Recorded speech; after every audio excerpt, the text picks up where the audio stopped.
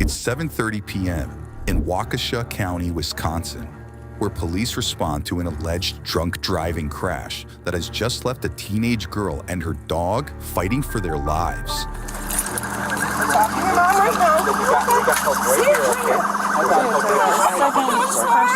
Yes, ma'am. She was in a car accident.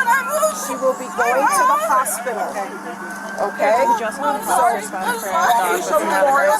think that's it. I think it's my jaw, my leg got hurt. No! I just want to make sure he's okay. Are you okay? Police identify the suspect, seen here, as 19-year-old Jason Zehe, who has yet to learn the severity of his alleged crime. Is she okay? I'm okay. Okay, just take a deep breath. Were you in the car? She is too. I was the driver. Can we get someone to there? Because there's a lady in there that's on In this one? The middle one? Yeah, there's a paramedic over there. I'm so sorry, I didn't see that. Yeah. They're not going to let you just pick her up and take her home. She's going to the hospital. This is a bad accident. She is 18, and I was wearing my seatbelt, and I am 19. Witnesses said Jason was driving this pickup truck with his 18-year-old girlfriend in tow, who also suffered serious injuries in the crash. She's laying on the ground. She thinks she may have a broken jaw. I think we're okay. Her head is bleeding. She's with paramedics now. Please treat this. She is not good, sir. Okay, I'm sorry. I was sorry. Come talk to me, okay? Is she okay? She's gonna be okay. She's conscious, she's talking, she's gonna be okay. We gotta let the paramedics do their job, okay? Okay. What's your first name? She's getting cold. Jason. How is she related to you? Girlfriend, boyfriend, head check. She's gonna be okay. What? I'm sorry. What's your first name? Keep I going. need the intersection shut down from every direction. What? No. We'll get out of here. No, we're not gonna. I'm sorry. He's standing, he's standing, he's moving around. I'm really cold. I'm really cold. You okay, buddy? Yeah. You got a lot of blood on you. Does anything hurt right now? I'm just a stupid boyfriend, I guess. I was just trying to take her home. Tell me what happened. I was trying to take her home, and then all of a sudden, I don't know what happened. Were you going this direction? Yes, I'm not some drunkard all the time. I don't think you are at all. I crashed. Is she okay? But you gotta let her be. You gotta let them do their job. The most important person that was in the accident, I believe, is standing over there. She is. Yeah, it wasn't me. Next to the vehicle right here. It wasn't me. It wasn't me. Most important. Yeah, like communicative and stuff. I wasn't.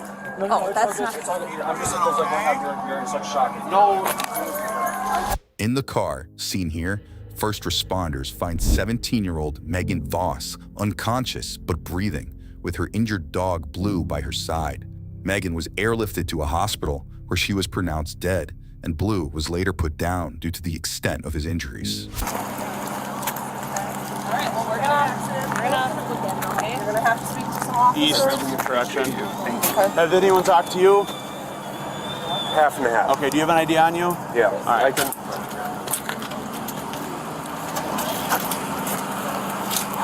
I'm sorry. You're all right. I got in this accident. He's in there, and Who was driving? I was. You were? Do you have your ID on you? Yep, that's what I'm getting right now. It's. Nothing hurting horribly? I'm good. Okay. I'm done. I don't All need right. no any. I don't need no fire. I'm good. We're gonna, with this mechanism of injury, we're gonna definitely want you to get looked at, especially we got some. I know, traumas. but I really cannot afford. Don't worry about the money, buddy. Get your ID? That doesn't matter. That doesn't matter right now, okay? I am. I'm sorry. I just got f***ing hit by a semi truck. Okay, man. I got Give me a break. you. You're good, man. Just take a deep breath. We're gonna get you checked out by fire, okay? No, It doesn't cost you any money. It's gonna be paid for by the city. Okay. But right now, we need to get you taken care of. Okay, I'm getting it. I'm getting it. It's You're just, okay. You're okay. Take a couple deep breaths. Yeah. Here, do you want me to look for it for you? It's somewhere in this pocket. I got you. Okay. You're okay. That's my security, or my social security. So in one of these, you said? It's in, yeah, somewhere in this wallet. Oh, right here. It's right here. It's right here. Perfect. Here Thank go. you. Sorry, I'm so sorry. You're okay. You're okay, man. Go sit on this cot. Let them take a look at you, okay? I'm all.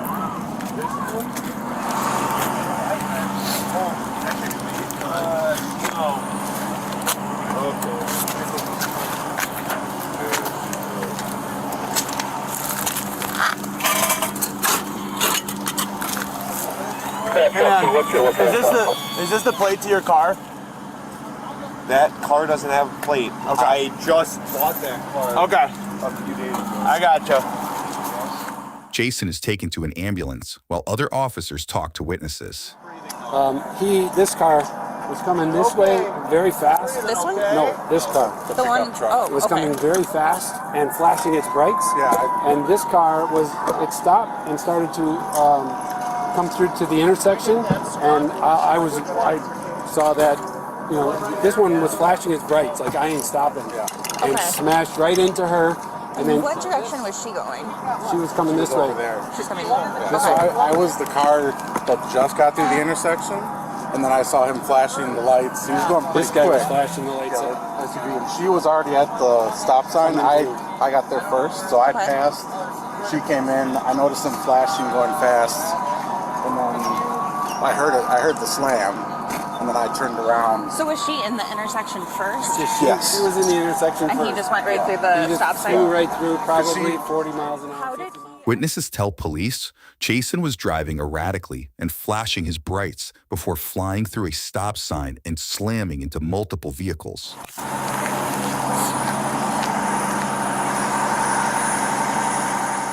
Next, we join Jason in the ambulance, where medics and investigators have a few questions for him. If you guys want to take, like, how much I was drinking tests or whatever, you can do that too. Were you drinking tonight? Nothing. Nothing? No, like, literally nothing. That's what I'm saying. Like, you can take that, and I would Any prefer recreational that. drugs? No. Okay, just checking. I haven't taken anything, and I just smashed into that car, and now it's my record. So, oh my God, okay, so I know I hit that car, but am I okay? Like, is she okay, or I don't whoever know. I hit is I don't okay? know. That's really not you're my concern right now. I'm fine. I'm fine. Alright, you're gonna feel a big poke over here. Hold still. 1, 2, 3. No, that poke is fine. I just wish I wasn't drunk on that side. What's that? I missed that. Am I drunk on that side? No. Like confirmed? Like am I just... Why would you say that? Well, I'm just saying, like, why is it beeping? You know? Oh, that's just the pulse ox. It's measuring your pulse. It's just having a hard time. So am I gonna get, like, arrested right now? I cracked the phrase, probably. Just relax your head back against I know. that man there. I was trying to look at you too much, I'm sorry. That truck was only worth $500. That's kind of funny. Sorry. Ooh. Oh. Wow, they ruined What are you it. leaving, Charlie? If you have a, Alright, let's try this again. Sorry, that was funny. Actually, it was. It always works that way. The timing of that was. Nope, I'm fine. Are they okay? Are the person whoever I hit is okay? I can't tell you because I'm not taking care of them, so I don't know. Jason, do you remember what happened when you crashed? I was driving and then, yeah, I went a little bit over. A little bit over the center line? Yeah. Okay. Which direction were you going? I was going this way, the way that we're going now. Okay.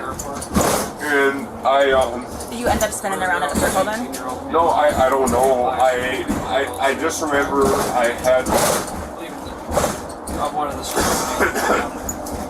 I was driving my girlfriend and then I spun around because I hit her and I Sorry. Can you just give me 1 minute, bud? I'm the one driving, and yeah, I should get charged. What should you get charged with?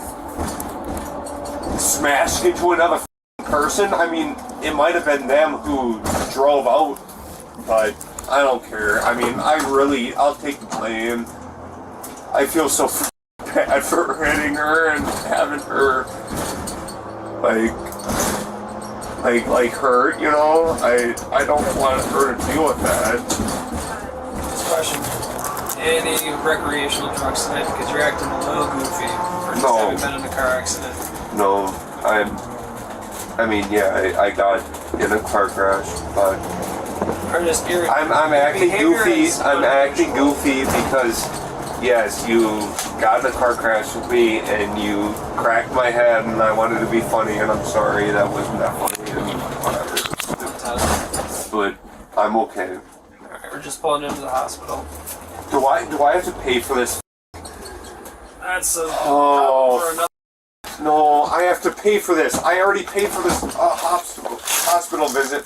It was $275. I don't want to pay for this. Can I just go? Unfortunately not. Why? How much do I have to pay for this? How much do I have to pay for I this? don't do billing. No. Please, just let me go. Just let me go. I can't I pay wouldn't for worry this. about that right now. I That's can't. not I important. cannot pay for this. I cannot pay for this. Just relax. Jason is escorted to a hospital room where we'll hear more from him soon. Meanwhile, other investigators get a chance to talk to a few of Megan's family members. We saw her Christmas Eve, and she was thinking about prom, and she got accepted already in college in Arizona Christian school. That's very cool. And she's just the greatest kid that you could ever expect. And her mother's in England, and I got to call her tonight. But Yeah, I mean, we don't want to dig or pry too much right now. She's a good kid. She's National Honor Society. Oh, I don't doubt She's that. a good kid. That sounds like Phoenix. 100% believe that. She was headed off to college. She had a really good ride. She was like a 4.1 to 4.3 GPA. She had in all AP classes she's taken in high school. She had everything. She just accepted the place she was going to go. I can't explain it, but I got faith and I believe in Christ. Oh, absolutely. And I had 3 Bibles that arrived today that she bought and purchased for all of us. And they come today when me and Garrett come back from crunch at 6:50 in the morning. And she opened them and she put them in the rooms. Now, we rejoin Jason at the hospital, where he starts to come clean about tonight's events. And then he said her parents allowed me to drink with them, and my parents allowed it. So he was drinking with his girlfriend, probably his girlfriend and His parents. girlfriend and her parents. So Okay. he said he's a drunk piece of shit. So he's being very honest. Do you remember how much you had? How many drinks do you think you had tonight? 2. 2? And if they want to say that I drank, then yeah, it's okay. I can get a charge or a whatever I have to get. Test of the Like percentage of alcohol in 100%? your blood. No. Oh. Well, okay, so I drove home and is the person who I crashed into okay? Like, are they okay? I don't know yet. She was pretty banged up. No, I don't care. I deserve to get I deserve to get a DUI or whatever. It's fine. Okay. You can let me get a DUI. What makes you say that? What makes me say that? I smashed into another person and hurt them. Do you feel like you're drunk? No, I just feel f***ing horrible. I was forced to leave because I was too drunk from her house, and then, I got drunk. Who forced you to leave? Well, every time I forced myself to leave. Never mind. Okay. Forced myself to leave. Did her parents tell you to leave? No. Did she tell you to leave? They aren't gonna get in trouble, right? I'm not trying to get them in trouble. I'm just trying to figure out what happened.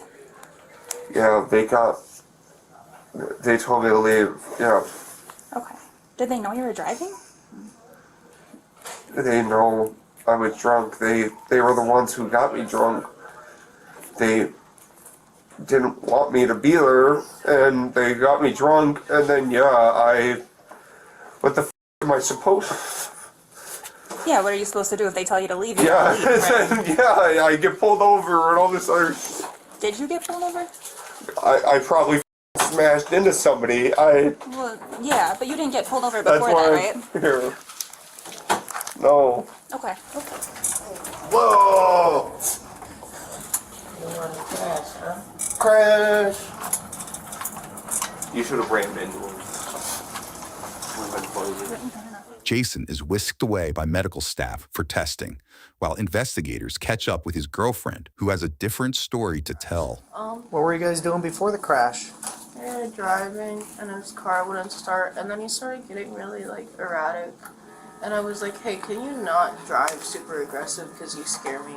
Mm-hmm. And then he kept racing. He was racing this other sedan or something, and then he just kept going, and I was like, I just went to look on my phone, and when I was looking at my phone, that's when we crashed. So I just basically, I felt like I wasn't looking up, so I don't know what he hit, but then I just hit the dashboard. And Did you lose consciousness? I think so. I think I blacked out for 5 seconds, and then I looked up and I was halfway out of the driver's seat. So I don't really know what happened. But yeah, we were drinking. I mean, what else do you want me to say, to be specific? I think he drank more, oh my god, my neck. He drank more than me. I would say he had half a bottle as well. A 40% vodka Boston's. How much did he have to drink? A lot. A lot? He drank all day today. Did he have more than you? I think so. About how much would you say you had to have? I threw up a lot of it. He was probably at a something almost lethal level. That's how much he drank. He just kept drinking, and I told my mom to hide it. I gave her the bottle. I was like, hey, he's going crazy. Hide this shit. Eventually I stole it back from her because I got stupid, and then he drank one. Okay. So he was full. What size bottle was it? The handle one? Yeah, handle. It was Oh, a full wow. handle. Or what time did he come over? Really early in the morning, 8 in the morning. And then he made me a sangria. So we started drinking right away. We drank wine. And then my mom came home and I stole her pasta that she had. And then we drank pasta. So we were drunk all day, and then he kept begging me to go to Taco Bell. I was like, you can't try. Jason's girlfriend tells police the suspect had been drinking, quote, all day, and they had shared sangria and a bottle of wine before she says Jason allegedly drank an estimated half a bottle of vodka. Back with the suspect, police prepare to perform a breathalyzer test. I have work tomorrow. What the f? No. He shouldn't be laughing at me. Why is he laughing at you? Yeah, That's he's terrible. laughing at me. Alright, deep breath and blow into the tube. Hard as you can. Keep going, keep going, keep going, keep going, keep going, keep going. Almost there. Perfect. Thank you very much.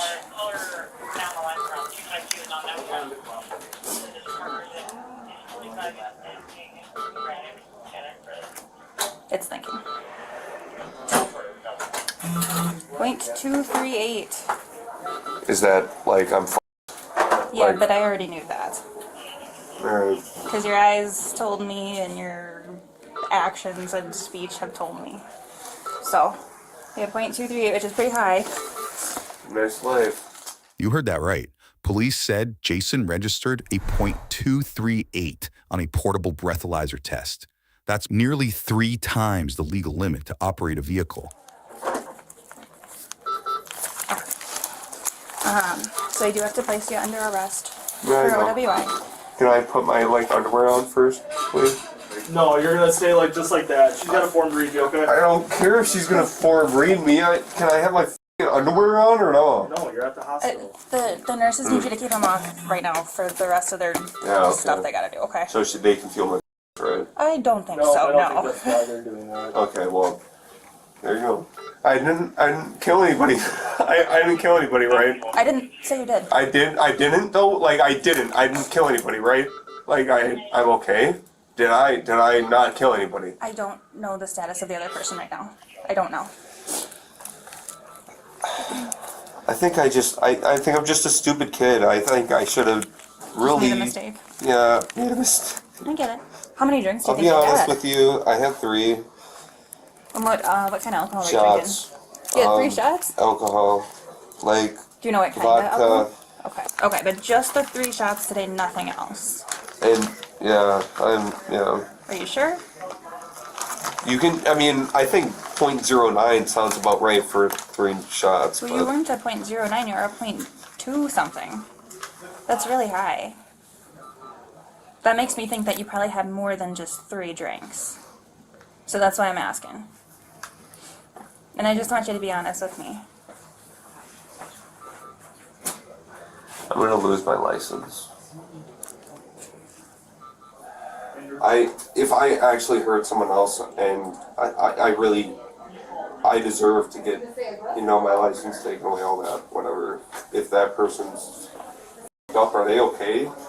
I'm not sure yet. Yeah, wait for my partners to let me know. Please. I think the other person is at a different hospital, so. That's what I care about most. Yeah, absolutely. Finally, police decide it's time to break the news to Jason about the reality of tonight's events. A couple more than this, because there are a couple of traffic violations as Yeah, well. sure. It sounds like you ran the red light, or not the red light, the stop sign. I'm sorry. Alright. So you're gonna get a ticket for that, which I haven't written yet. And then the OWI, like I told you, you're gonna get an OWI causing injury for the injuries to your girlfriend. And then, unfortunately, the driver of the other vehicle died. So you're also getting a ticket for homicide by intoxicated use of a vehicle. What? No, they didn't. They died? They died. Thank God, I'm a piece of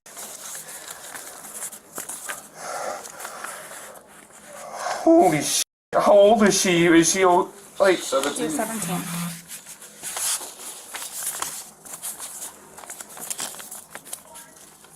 I should be going for life, honestly. I took a life. So what's gonna happen is you're gonna go back to our police station for tonight. Our detectives may want to talk to you tomorrow. And then at some point we're gonna take you over to the county jail where you will see a judge who's gonna set some sort of bail for you. Okay. But for tonight, we're just gonna take you back to the police station. So my partner's gonna do that. Do you have any questions for me right now? Jason later pleaded guilty to homicide by intoxicated use of a vehicle and second-degree recklessly endangering safety. The 19-year-old was sentenced to 10 years behind bars, followed by another 10 years of extended supervision, along with 200 hours of community service, with a stipulation that 8 hours per year are required to be served on the anniversary of Megan's death. He was also ordered to stay sober and undergo treatment. Hold on, step back. Step back right here, sorry. Hope you're good.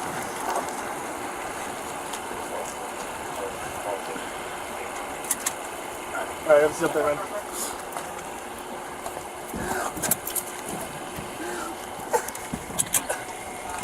Alright, watch your arms, watch your legs.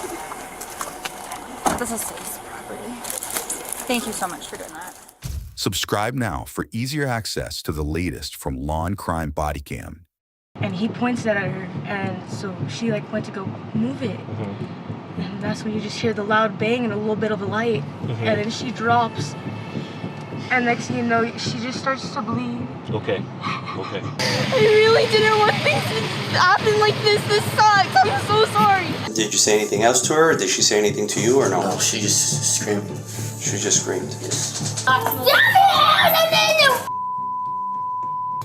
It's not just adult offenders that police deal with on a daily basis. Juveniles, they also pop up on law enforcement's radars. We're breaking down 6 times children were the ones in handcuffs. We begin in Miami, Florida, where 13-year-old Derek Rosa is being detained in an adult facility for allegedly stabbing his mother more than 40 times.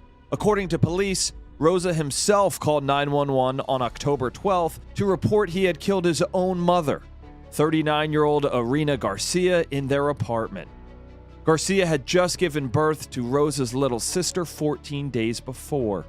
The baby was asleep near Garcia's bed when Rosa allegedly walked into the room and stabbed his mother. Recently released photos show images from the baby monitor in the room.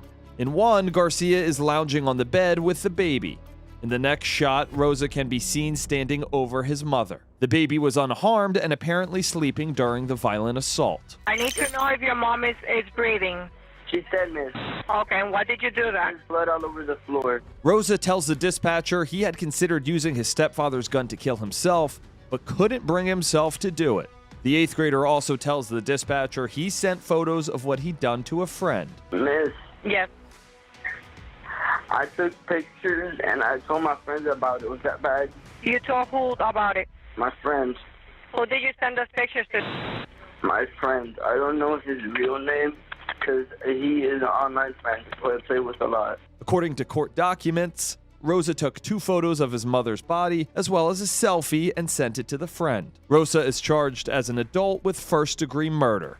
He has pleaded not guilty. The 13-year-old was most recently in court in mid-December, where the judge heard testimony over 2 days on whether Rosa should remain in the adult detention center or if he should be moved to a juvenile facility. Also during a December 14th hearing, a detective testified about multiple pieces of damning evidence against Rosa, including his police interview in the hours after the homicide was discovered.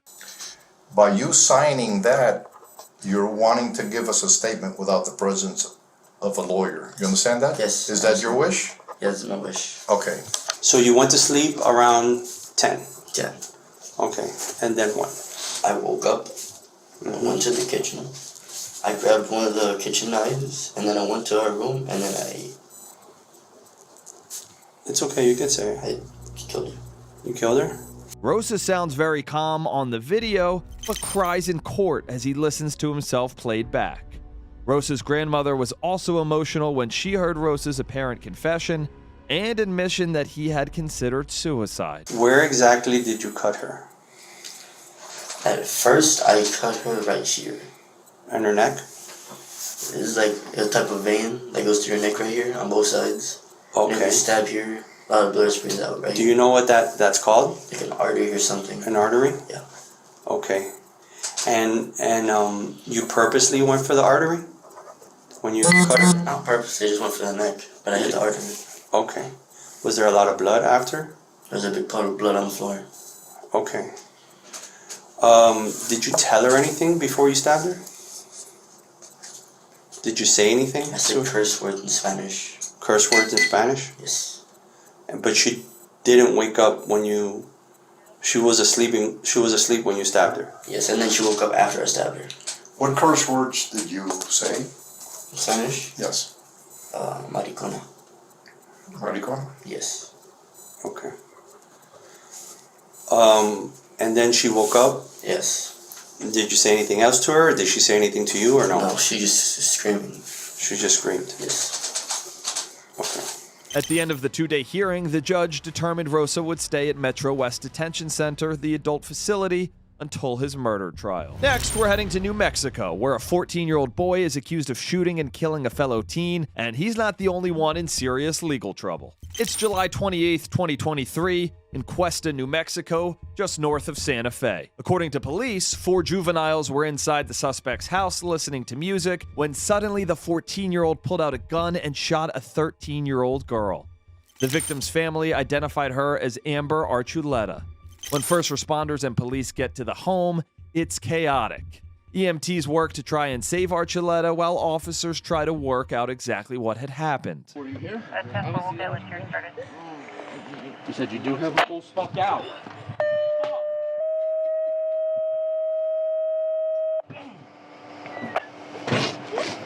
Break your fucking windows. Some shit. Test Central to let's hear fire. If you could proceed to the area of... She alive? Is there anything I can get? 104 Bristol Road, again, She still has a pulse, but Archuleta's brother was also at the home when she was shot. He's now frantic, begging first responders for details on his sister's condition. I'm going to have to ask you, bro. What you're doing right now is not helping. I'm going to need you to either go sit down over here or just give us a second, okay? You don't need to be upset. My sister. I understand it's your sister. I understand, but what you're doing right now is what I understand, but what you're doing right now is not helping. Okay, I'm not trying to be Yeah, you are. I'm not trying to I'm trying to help you, buddy. Yeah, you okay. What you're doing right now isn't helping. Please just go over there with them. All you guys please. doing is filling for posts. Doesn't look like doing much. Well, here's the thing, dude. The medics are on the way. All we can try to do is keep her alive while the medics are here. She is. She has a pulse. How So good? it's pretty good. So can you please just go over there and let us do our job, please?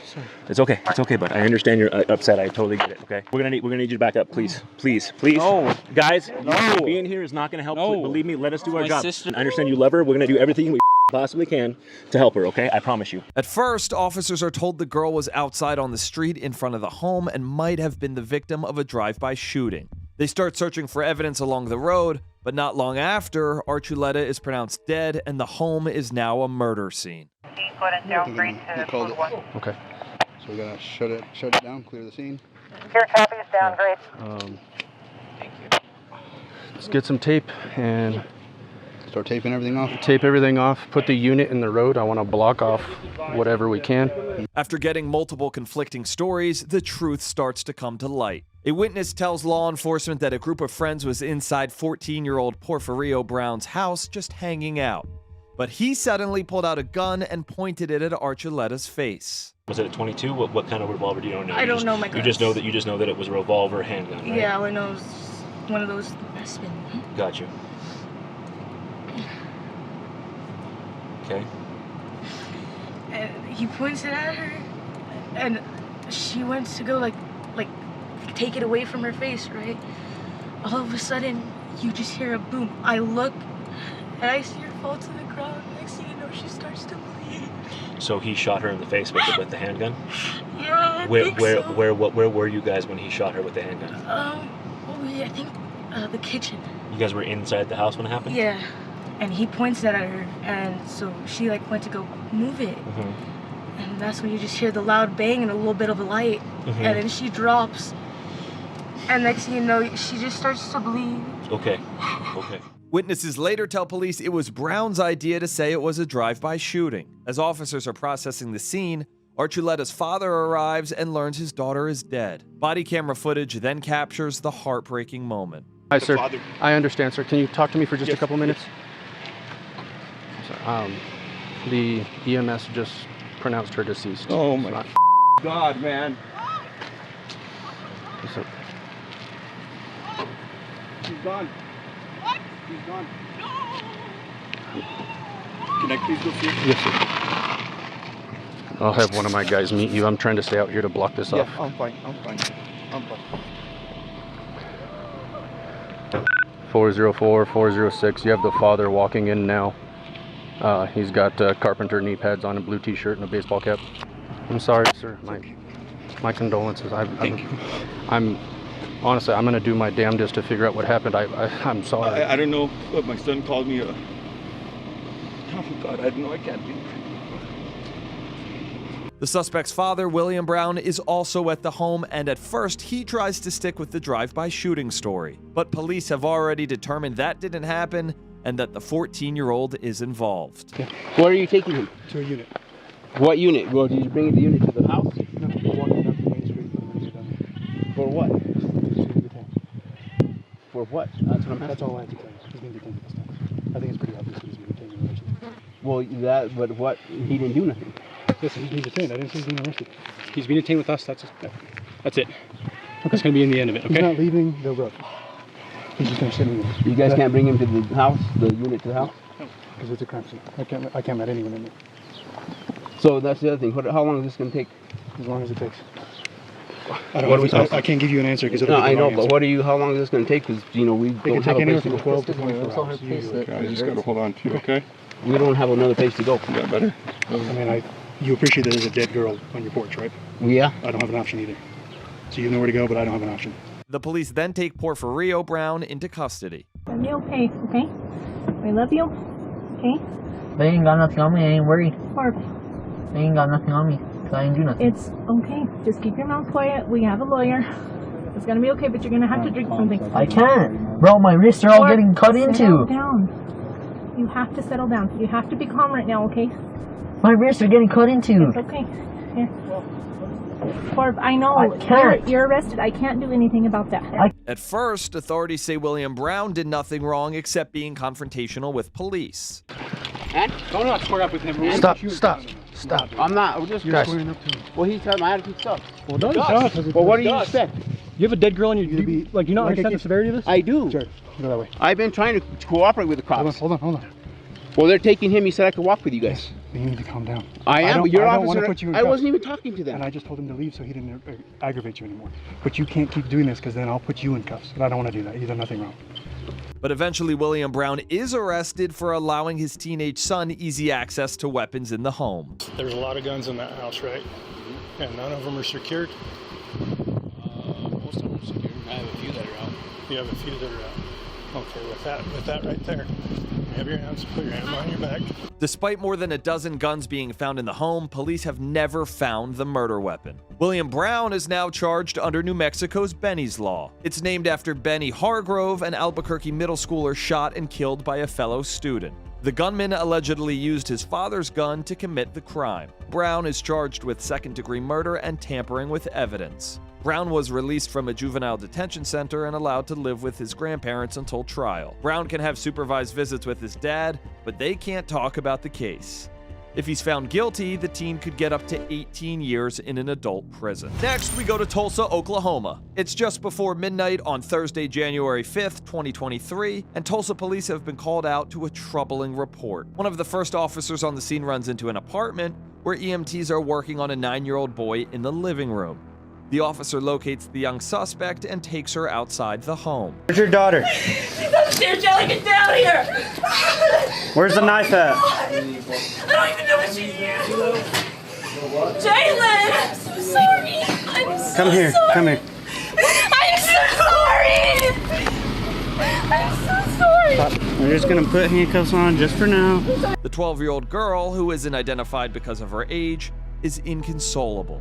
Where's the I'm knife? sorry, Dad. I'm sorry. I don't know what to I'm so sorry, Mom. I'm sorry. Please. I'm so sorry. How old are you? I'm 12 years old. Where's the knife? I was upstairs in my room and I threw it out the window and it's behind the apartment right here. You threw it where? I threw it out my window behind the knife. I'm so sorry, Mama. I'm so sorry. I don't know what happened. It's something not. Hey, I'm so sorry. what? I gotta go with him. I'm so sorry. I don't know what the happened. I don't know what happened. I don't know what happened. While the boy is rushed to a hospital, police try to figure out if anyone else is inside the apartment. It's just me, my mom, and my brother. He's dying. While the girl continues to say she doesn't know what happened, she does know that she's in serious trouble. I really didn't want things to happen like this. This sucks. I'm so sorry. I'm probably gonna go to jail. I'm gonna live the rest of my life in prison. While the suspect is detained, other officers begin to sweep the house. What would possess a 12-year-old little girl to stab a little toy? I mean, there's a picture of him right there on the wall. That girl's got to be all kinds of messed up. Got to be some issues. Officers put the girl in front of a squad car while her hands are cuffed behind her back. A Tulsa officer then sat with her and did his best to keep her calm. Occasionally, he would get out of the car to talk on the phone, and the girl would talk to herself. I just want to wake up from this nightmare. I'm sorry, God. I'm so sorry, God. The officer tried to keep the girl's mind off of what was happening all around her, talking about school, sports, video games, and the recent Christmas holiday. But the 12-year-old often broke down. I know it's hard right now. I'm just take deep breaths, you know. I ruined my life. I ruined my whole future. No, nobody's ruined life, okay? All right? While the girl was in the car, her mother was speaking with a different officer at the hospital where her son was undergoing surgery. 12-year-old daughter, I don't understand why she would do something like that. She's 12. I cannot imagine what you're going through right now. She's never been aggressive or anything. Yeah. It's not like her. Like it's like they bully each other like brother and sisters, but they never like fist fight or do anything like that. So It this was is just completely. He was in bed. He was downstairs trying to sleep. I don't know why she even went down there. Like, what the hell was she? I don't understand any of it. All I know is I heard him screaming. the worst scream ever, and I thought maybe he was having a nightmare, so I started to try to wake him up, and there's blood everywhere. And he said, she stabbed me, she stabbed me. I was like, ew. And he started going in and out of consciousness, and so that's when they told me to put him on the floor and do chest compressions, and I couldn't find my daughter anywhere. I was screaming her name, and she ran out after she did it because she was scared. And she's not a bad kid. Like, she doesn't do bad things. You know what I mean? Like, she totally doesn't get in out of trouble. the- It was yeah. weird, yeah. The mother reveals that her son typically doesn't sleep downstairs, but she allowed him to that night. I should have told him no. He asked if he could sleep downstairs, and I said yes. I wish I would have said no. Well, there's nothing.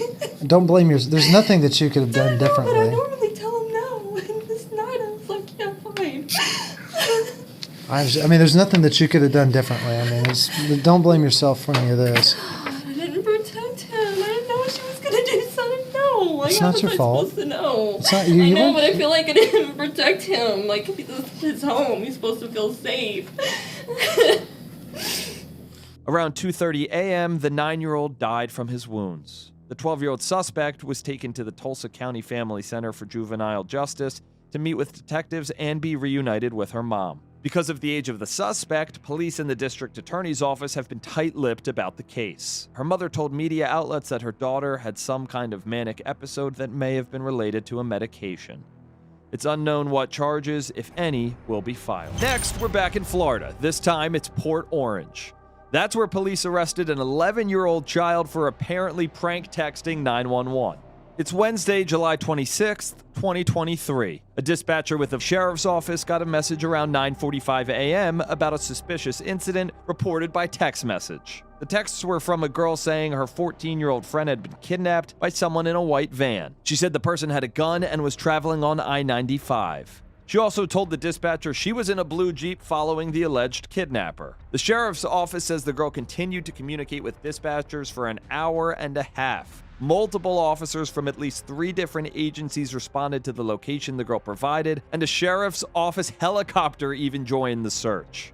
But when law enforcement couldn't find the van or a suspect, they traced the messages back to the girl's home in Port Orange.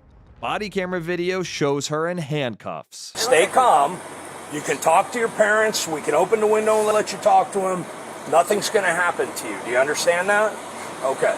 The girl's father was home when deputies showed up and told his daughter that she better learn from this. I'm telling you this right now, you're going to take this as a lesson at 11 years old, that if you do something stupid in the future, you're going to enjoy those cuffs. I'm not going to do this again. Deputies then charged the 11-year-old with making a false police report concerning using a firearm in a violent manner and misuse of 911.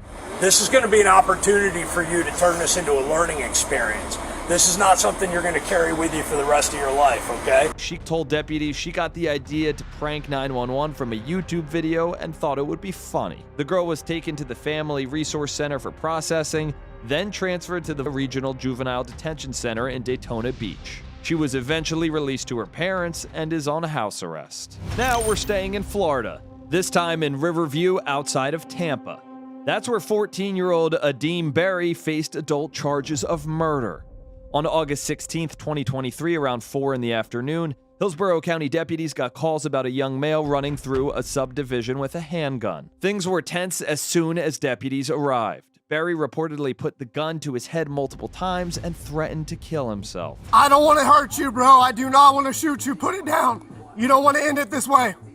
You don't want to end it this way, brother. I promise you. Whatever happened today, it can be fixed. Don't pull the trigger. Put it down. Law enforcement then used a non-lethal launcher to knock the gun out of Berry's hand. The deputy got emotional as he encouraged the teenager to leave the gun on the ground. All the way up in the air. Keep walking toward me. Keep walking toward me. Hadim, come on, buddy. Don't retreat. Come back this way. Come toward me, man. Come toward me. My gun is only out because I don't know what you're going to do. Please don't pick that back up. I got you. I got you, dog. I'm telling you, I got you. The deputy promises to put his own weapon away once the teen cooperates. I'm have you do is I'm have you lay down in the grass. Lay down in the grass. Lay down in the grass. Lay down in the grass. Lay down in the grass. Watch. Lay all the way down. My gun is going in its holster. It's at this point that the officer finds out the boy's age. How old are you, boy? 14? Who did you shoot? Cancel aviation. Aviation on channel 1066. Who'd you shoot? It took the officer about 16 minutes to fully de-escalate the situation. You could hear fellow law enforcement calling for EMS. They found Barry's mother's boyfriend with 5 gunshot wounds. He survived, but Barry's mother, Tiffany Harris, was found dead in a driveway. Barry's brother later told police he saw Barry shoot their mother inside the home and ran away to save himself. Barry was charged with murder in the 2nd degree, attempted murder in the 1st degree, and aggravated assault with a deadly weapon. After evaluations, the court ruled Barry is currently incompetent to stand trial. He was remanded to the Department of Children and Families to be placed in a mental health facility. If Barry is later deemed competent, he could stand trial. We end today's episode in Oviedo, Florida. That's where police came under fire for handcuffing a 9-year-old boy at an elementary school. It happened on February 2nd, 2023. 2 Oviedo officers responded to reports of a, quote, unruly child. Stand up for me, bud.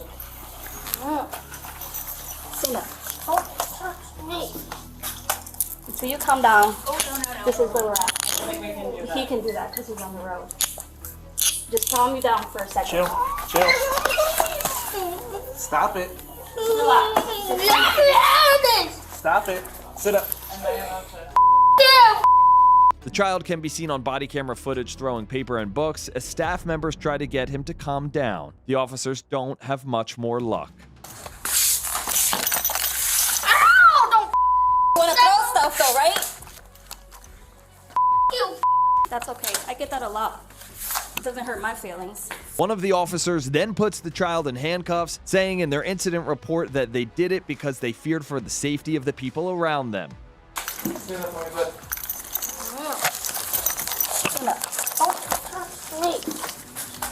So you calm down. This is where we're at. He can do that because he's on the road. Just calm you down for a second. According to the police report, the handcuffs were dangled loosely on the child's wrists, but kept his hands inside. The handcuffs, however, didn't keep the 9-year-old from screaming. Stop it. Stop it. Sit up. Chill. Just relax and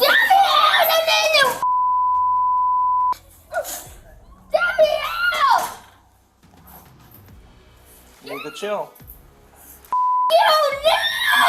throwing stuff, we can take the handcuffs. Despite the repeated curse words, the officers try to get the 4th grader to calm down. You're throwing things. You're putting everyone in this room in. You need to hear it. You. It's okay. I get that a lot. We're trying to figure out so upset. Ow! Stop pulling. Stop! Stop pulling. Ow! Stop kicking at my hand. Just relax. No, holding me. You relax. We can talk to you and you can take it off. That's why you're not going anywhere. You know, in another situation, you would be in very big trouble for hitting a police officer. Shut up! Just letting you know, the older you get, it's going to be very harder for you to be big these behaviors. You're doing really good with Officer Tennant. She gives you stickers, she asks you how your day is, and then this is how you treat us. The officers also tell him that the way he's acting could have serious consequences. You don't care, but you can go to jail for things like that. And I don't want to see you go to jail for things like that. Okay? You can get in trouble for hitting staff too. Okay, I've done it since pre-K. That's not nice. Why do you do those things? Because these teachers. But why? They're only trying to teach you. Okay. A few minutes later, a teacher is seen speaking with the student, which seems to calm him down. An officer then removes the handcuffs.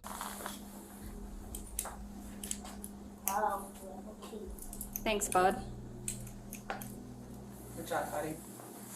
Shortly after, the student was taken to the guidance counselor's office. The boy's family has filed a lawsuit against the city of Oviedo. They claim the officer's actions were unnecessary and unreasonable. The school district would not comment on the pending litigation. It's around 1:30 a.m. in a dormitory at the University of New Mexico, where one room has just become a crime scene after a shooter fired multiple rounds, killing a 14-year-old boy and injuring another. Are they just going next door to each other?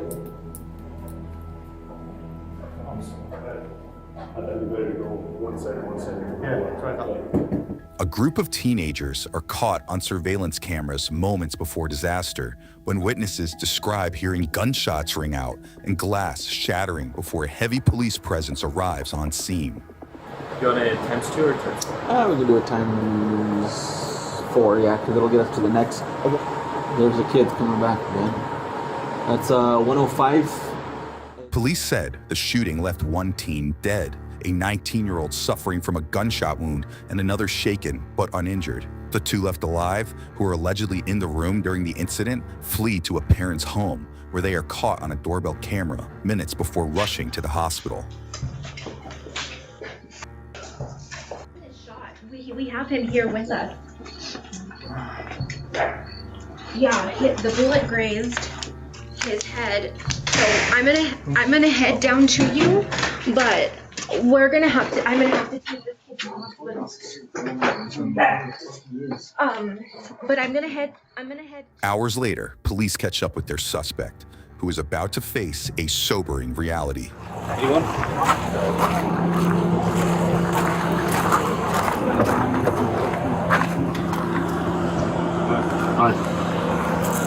Police identify the suspect, seen here, as 18-year-old John Fuentes, who was the subject of a manhunt after he said he retreated to a family member's home following the shooting.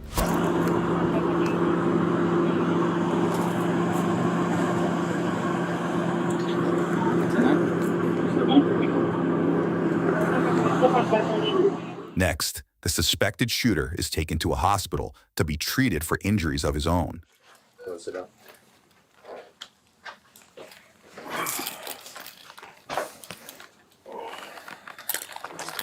Stay with my jacket. What's up? No, not much is going on. We're gonna talk about it. Alright, I'm back here. I'm gonna talk to the officer first and then we'll talk, okay? This one's band officer. So when we got to him, he had cuts on his wrists. He was involved in the shooting at UNM. Okay. So yeah, he has deep cuts. We're thinking it's from him breaking windows with his fists, and that's how he sliced his arms. Bringing him here because, EMTs did check him out, but I saw as he was in the holding cell, he was still bleeding, so I want to make sure that, everything's clean and ready to go. Once clear from the hospital, John is taken to the police station to be processed before detectives arrive to question him. And you open your mouth. You're gonna rub the inside of the cheek, okay? Now I'm gonna do this.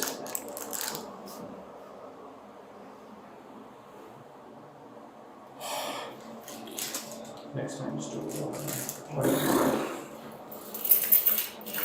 Just so you know, we do have a search warrant for your DNA and the photographs. Cool. Alright. How's it going, man? Thanks, bro. How you doing, man? Decent, and you? Yeah. I'm Agent Donis with the New Mexico State Police Investigations Bureau. Double Cormac with the State Police. Your name is John Fuentes, correct? Yeah. Okay. So we're just here to talk with you about what happened, just to get your version. Right. We don't want other people speaking on your behalf. What brought you to UNM? Usually I just go hang out at the dorm, and we just hang out, watch movie, or not movie, but like play his PlayStation or whatever, and smoke like marijuana, nicotine, like what everybody does. And then I remember he wanted me to come because this is gonna be his last like semester or last year, like couple days, and he's like, let's take, what is it, acid tabs, and then I don't know, I was keep telling him nah, but he wanted to take it with some cocaine. And I remember I pull up and he had his gun with him. And then I remember came by and brought more cocaine so we could try it. And at the time, I remember I took like me and took like a thing of what is it, acid, and then I remember peer pressure me, take another line, take another line, take another line, and I remember to the point where I was just I couldn't even think. I remember I was just I just remember blacking out, and then just freaking. I remember I just wake up like I'm on top of a roof. I'm like calling my brother. I'm like, what just happened? He's like, where you at? I'm like stuttering. I couldn't even, I was like losing my mind. You heard that right. John says he, quote, blacked out after a night of heavy drug use and drinking before continuing to recount his nightmare scenario. I don't even know what happened. That's whenever I went to the parking lot and I was trying to look for help. And that's whenever I found some people. And I was like, hey, can you guys help me? I was like, here, I don't care about the gun. I was like, here, I threw it on the floor. I was like, send help. I was like, I'm bleeding, please. I don't know what's going on. And then they just like drove off. They're like, what the hell? But I don't blame them. But yeah, I remember just after. Yes, please. Sorry to interrupt. Go ahead. Yeah. And then I remember just completely blacking out. And then I remember whenever I was on top of the roof, I just remember I had this Glock 19 on me, and I was just like out of it. I didn't even know where the heck I was at.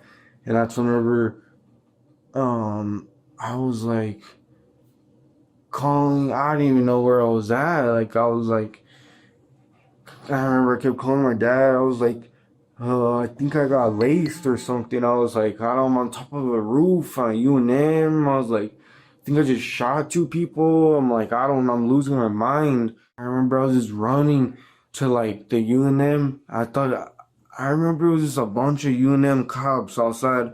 I was running and running. And I remember I went like this. I was just like, help, help, help. I'm bleeding. I don't know what's going on. I'm like, I can't control. And then I remember just seeing, I didn't even know it was just my uncle's truck right there. I didn't even know if it was him. And thank God he saved me. He was just like, yeah, hop in. What's going on? And like, he thought I got like trumped, and because I told him, I thought, I don't know, there's something in the cocaine, or I don't know. Because he just, what I kind of remember was just glass breaking. I remember, and just full sprint running. Just out of breath, going,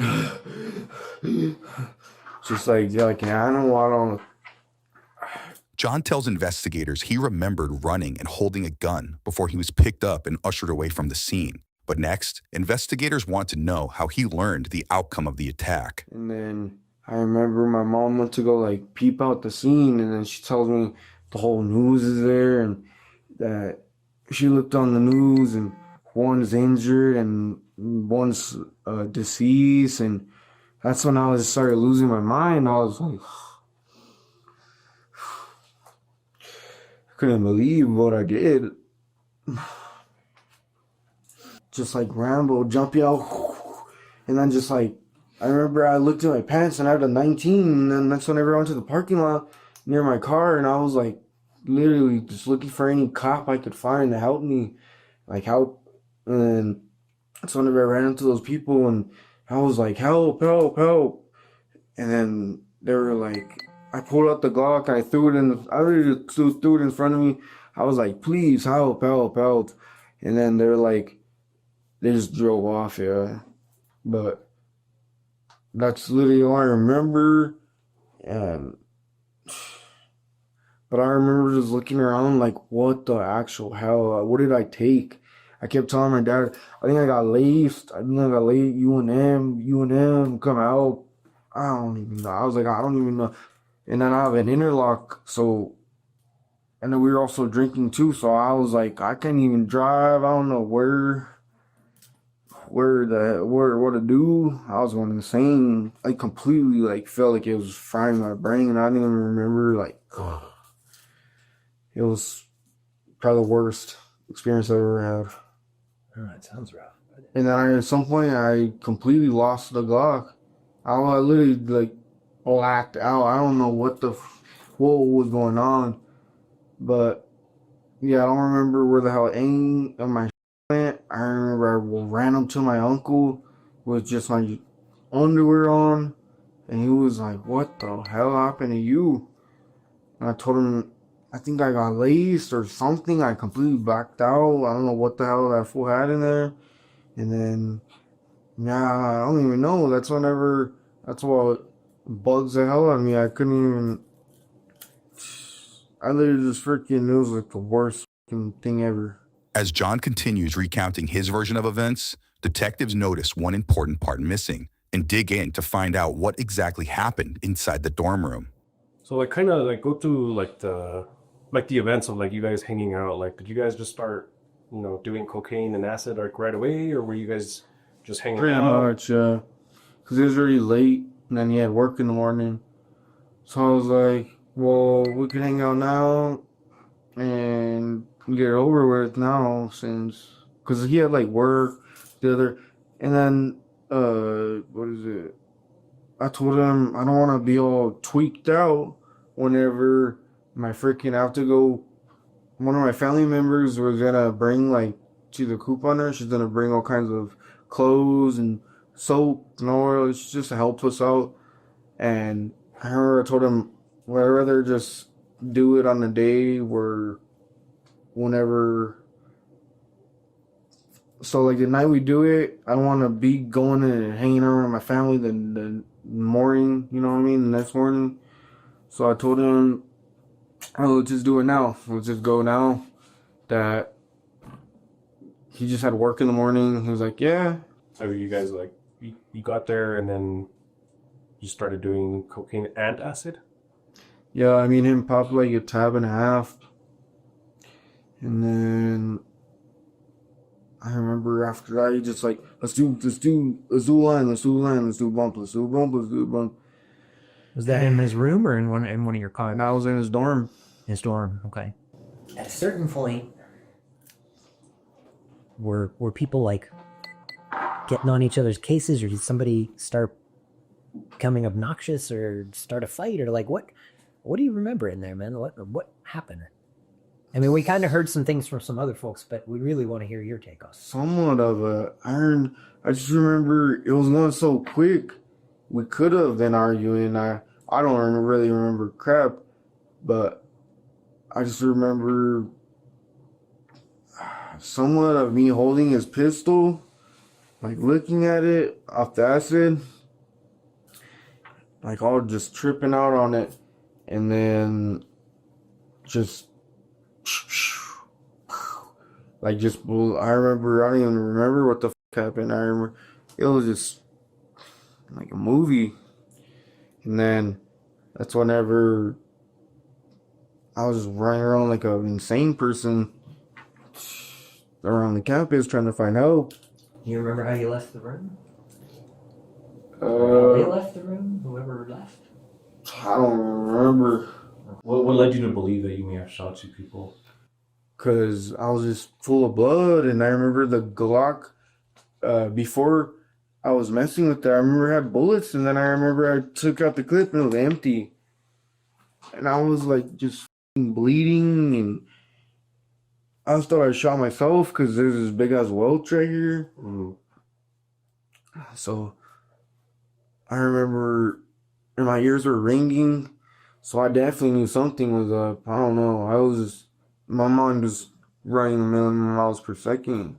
Because I just remember, like, I didn't even know if it was me who shot or them, but I remember just loud noises running, and I remember I laid down under a bush, and I checked the clip, and it was empty, and I was like, oh, bro, like, if I thought someone was gonna kill me, I was like, That's whenever I think I climbed on top of the roof. And I remember I was like straight going insane. I was like knocking on the windows. I was like, somebody please help, somebody please help. Help me, help me, help me. And then I was keep getting paranoid that like someone was gonna like, I was gonna knock on a window and someone was just gonna blast me or something like that. That's whenever I was like, I was losing my mind. That's whenever I just said, I remember I just took off my pants and I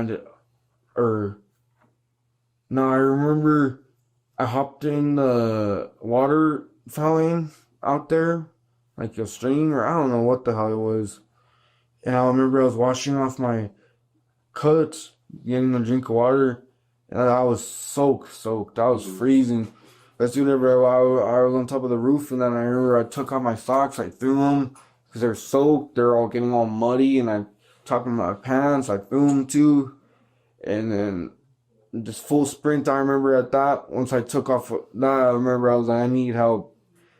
So I started full sprinting. That's whenever it was literally like, police, police, police, police, police at UNM. And I walk out and I'm like, please, please, so somebody. And I remember I started. You saw the officers or cars? I just saw cars, officer cars.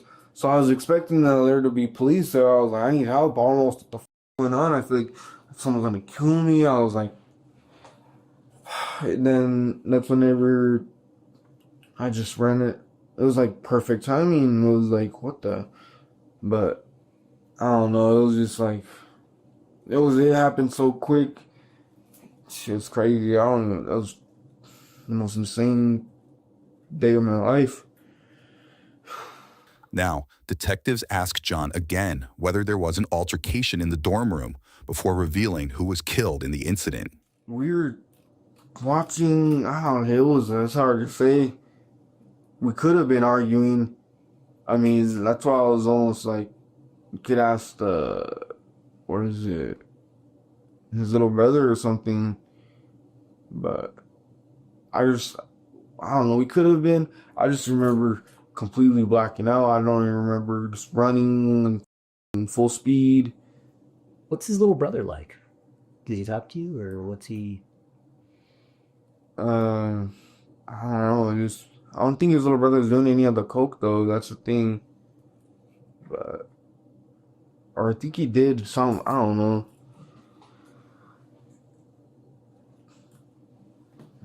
Was he into the guns the way you were? I mean, everybody was. It sounds like. Yeah. Or was he not? Like pretty much everybody was.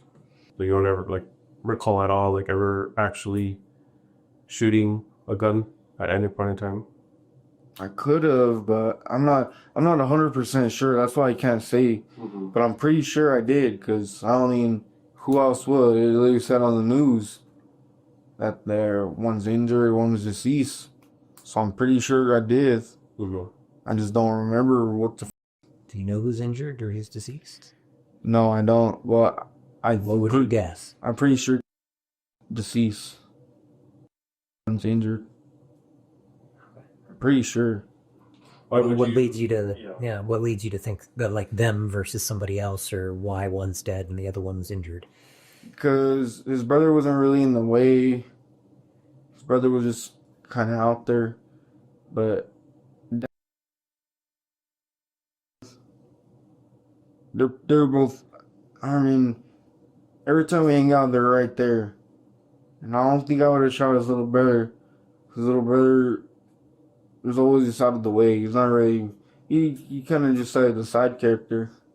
How do you feel about that? Horrible. I remember I was literally going insane in my room, like crying, and I didn't know what to do because my brain was still off the acid. I was like, I can't go to them now. I can't turn myself in. I was like, I need to wait till I get sober or something. I was like, I was literally going insane, and I remember I was like, I couldn't handle it. And that's whenever my grandma was just like, I'm gonna just spend the last time with you, get you something to eat, try to chill you out, try to detox your mind, and then we go turn yourself in. At some point, I told her I'm gonna have to. I was like, either if I don't turn myself in, they're gonna find me. I was like, there ain't no doubt about that. So do you want us to tell you who was injured? Yeah. I mean, I'm asking. Do you want to know? Yeah.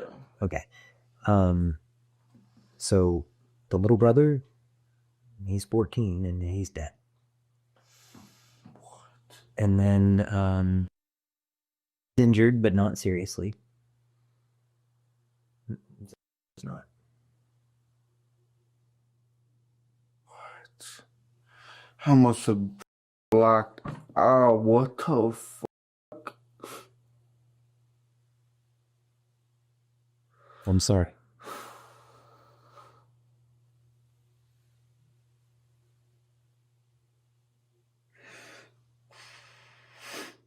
Online records show John is facing charges of second-degree murder, aggravated battery, aggravated assault, and tampering with evidence.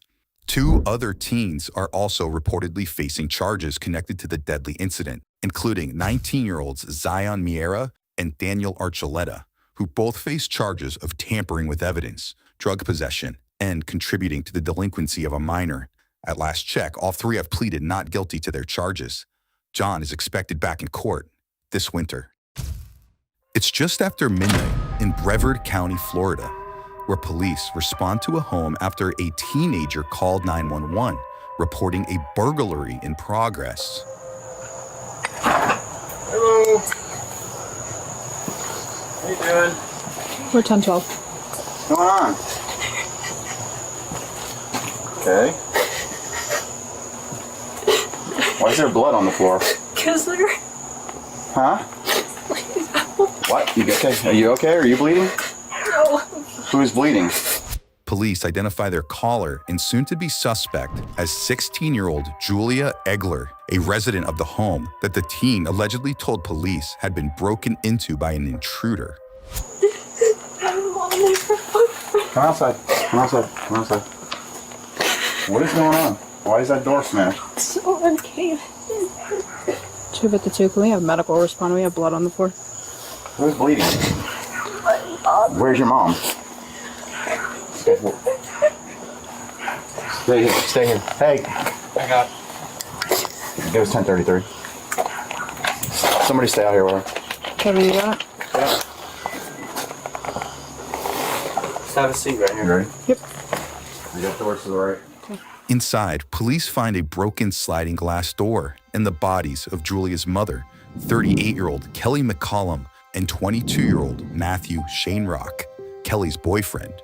Police said both victims appeared to have suffered multiple gunshot wounds, but during the 911 call that officials said lasted more than 9 minutes, Julia reportedly made no mention of Kelly or Matthew even being present at the home.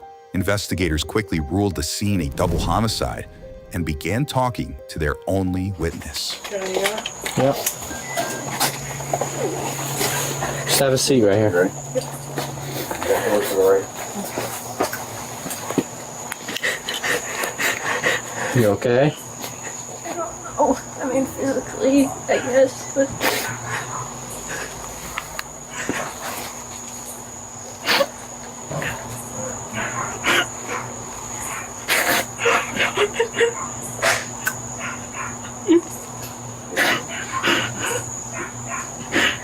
Please help me.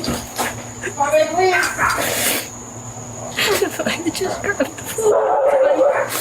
Huh? I just grabbed the phone. If you just grab the phone in time? Okay, who do you live here with, hon? Your mom, are you okay? Are you injured at all? Physically, no. No? Okay. Who else lives here? Just your mom? Her boyfriend was around a lot. Her boyfriend? What's his name? Matthew. Matthew? Mm-hmm. Was there any arguments or anything connected? Between who? With Okay, me. so, Me and my mom used to argue a lot. do you have a crime I scene? told her I loved her. Go and get it started. I should have told her I loved That her. will thank you. Okay. Hey, it's okay. I'll never get to. It's okay. I'm so sorry. I'm so sorry. It's okay. Please forgive me. I'm sorry. I'm trying so much. It's not a very manly thing to do. I apologize for having feelings. It's okay. Next, a detective arrives on scene, and Julia is moved to the driveway area, where more thorough questioning begins. Were you asleep? No? Okay. That's kind of what? When it started. What started? When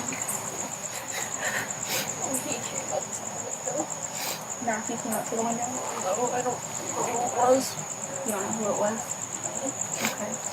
This front window right here? No, it was in glass sliding doors. Or back door. It was. You go up to that. Where was your mom at? Her and her boyfriend were out. They were buying. I prayed. I heard that. Okay. Was this like a couple minutes ago? No, it was like hours ago. Like a couple hours ago? Mm-hmm. Okay. So, did you call your mom and tell her? I couldn't call anyone because I didn't have time to grab the phone. I ran into the room and there was a hammer by the back. And he used that to smash the back door, and I don't think he knew that it was unlocked, but that's why I was in such a rush to get the dogs to my room, because I knew that he could just open the door and come in. Okay, so this guy smashed the back window while you're inside. And did you call 911? I didn't have the phone. Okay. I couldn't do anything. Okay. So you should stay in your room. Okay. I was so scared. I couldn't take myself off there. I couldn't do anything. Julia tells a detective that an unknown man had smashed a sliding glass door, seen here, at the back of the home, while her mom was out with Matthew, before she says she retreated to her room with the family's dogs in tow. What was loud? It was so quiet. The silence. I heard. What was loud? Like yelling? No, I heard gunshots. Now, Julia describes hearing suspected gunshots before telling investigators she cowered in her room for hours before finally emerging. Okay. When I heard those, I knew someone had died. I can feel it, you know? I don't know if that sounds stupid, but Who killed them? I don't know. I don't know who he was. So you're saying that your mom and him weren't home when this person was breaking in to the house. Did you hear your mom and her boyfriend come home? I think I was in my room. I couldn't do anything but listen. It was just so loud. I just couldn't take it anymore.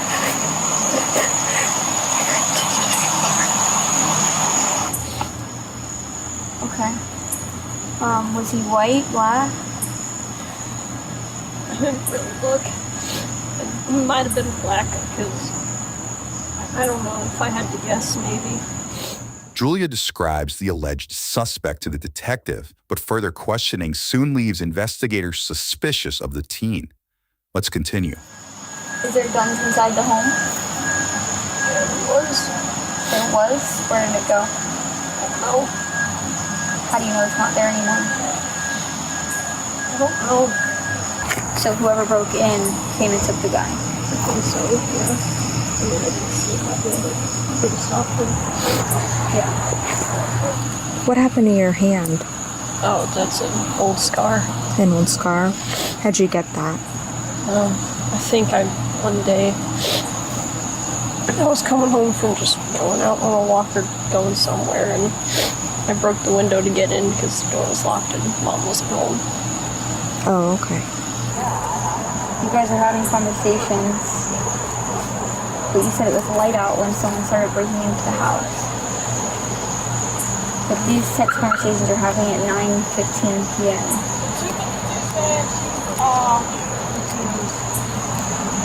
Maybe it was like suicide. Did you check to see if she had a pulse or anything like that? I didn't touch her, so no, but I didn't hear her breathing, and there was a big pool of blood, so I just assumed. So you just what? Assumed, I guess. Okay. Is that, you did the same thing with Matthew? Assumed? They were all bloody. I don't want to get blood all over my hands, I guess. Yeah. I didn't want. I don't know, I just felt like if I did anything, it would make it worse. You mentioned to me earlier how the glass had been broken. How did you know that? How did you know it was used? I saw that when I looked out there, I saw that thing was moved from where it originally was, so I assumed that the hammer wasn't where it originally was because it was like propped up against the house. And it wasn't in the same spot. So this is just me assuming that's what he used. I mean, for all I know, he could have kicked it in. I don't know. Julia makes several assumptions about the scene before the detective asks if she has any idea who could have done this. A while ago, my mom said that. So remember when I told you that her boyfriend used to live over there, and that's who lives over there is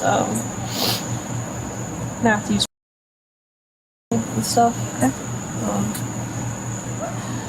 My mom told me once that they were really into like drugs and stuff. I don't know if it was someone who had some kind of like grudge and came after them, or because I don't know, they didn't really seem like they. But this is just me like thinking out loud. Yeah, but they didn't really seem like they wanted me in particular. It was like, because if you think about it, because I know that there was the dogs and stuff barking, and you don't want to go into a room with a pit bull in it. That's obviously a dumb thing to do. Right. Like if you think about it, a pit bull you don't know. You don't know if it's, pit bulls, their reputation, whatever. But I don't know.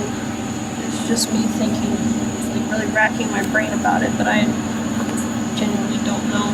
It's just speculation, I guess. Next, the detective heads inside and gets a look at the crime scene before sharing her perspective with an officer. Are you just talking or you're asking a question? No, I'm talking. So let me know if she utters anything. But don't ask me questions. I'm pretty sure she can't. I searched her. I want to ask to let them know. Okay, good. She's gonna come back to the station. She's gonna come back to the station. And she's gonna the lady right there, she immediately talking in past tense. Back with Julia, one officer sits with the teen while waiting on transport to the police station. It's like another bad dream, but I can't wake up.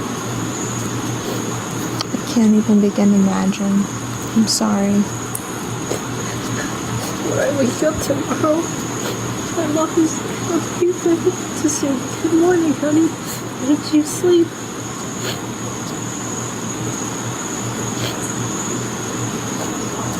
I'm sorry I'm crying so much. You don't need to apologize for that. I know it's not a very guyish thing to do, but On the contrary, it is.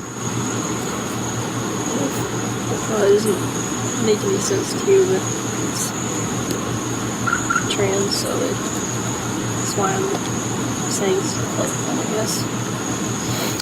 Of course it makes sense to me. What do you prefer to go by then? Well, I was talking with my mom about it, and she said if you had been born a boy by birth, I would have named you Jasper. Did you catch that? Julia reveals to the officer that she's transgender and sometimes goes by the name Jasper, a name the suspect says came from her mother. Keep this in mind for later.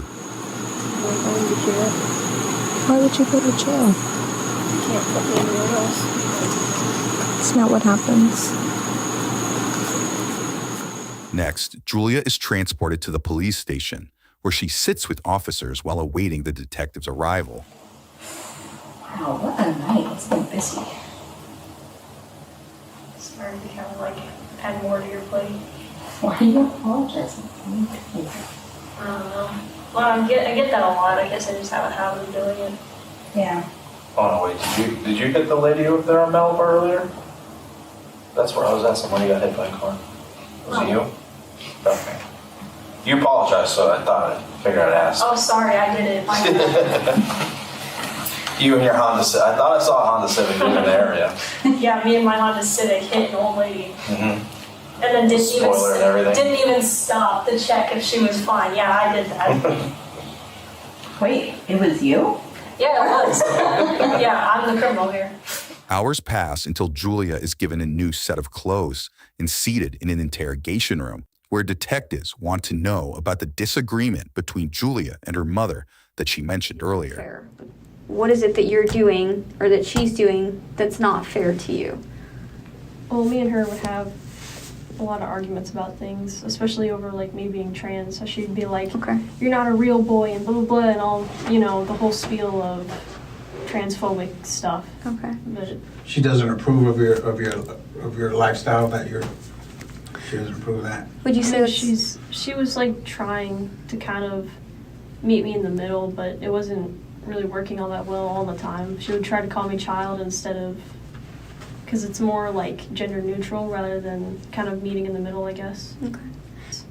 Is she misgendering you? Yeah. So when you guys are arguing, is she intentionally, calling you she, or not using the appropriate pronouns, or not referring to you as Jasper and referring to you as Julia? Julia tells detectives Kelly was unsupportive of her lifestyle and that it sparked many arguments. Next, detectives ask the suspect about her relationship with Matthew, who is 16 years younger than Kelly, according to a police report. He's just a couple years older than you, right? Yeah. How do you feel about that? No, I didn't like it. I mean, I don't really support their relationships, the thing, so I think that's the only kind of like tension that there was between us, because it would always be kind of awkward when it was just me and him in the house, because we wouldn't say shit to each other. Yeah. Because it's kind of like, I don't really want you here, and it was kind of obvious because I didn't support the relationship at all.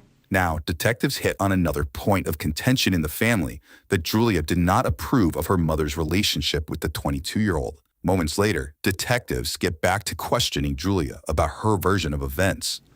So they leave around 7, and what are you doing in the house? Just being on the couch, trying to relax, having my Switch. What game were you playing? I think I had like Minecraft or Five Nights at Freddy's on it. Minecraft or what?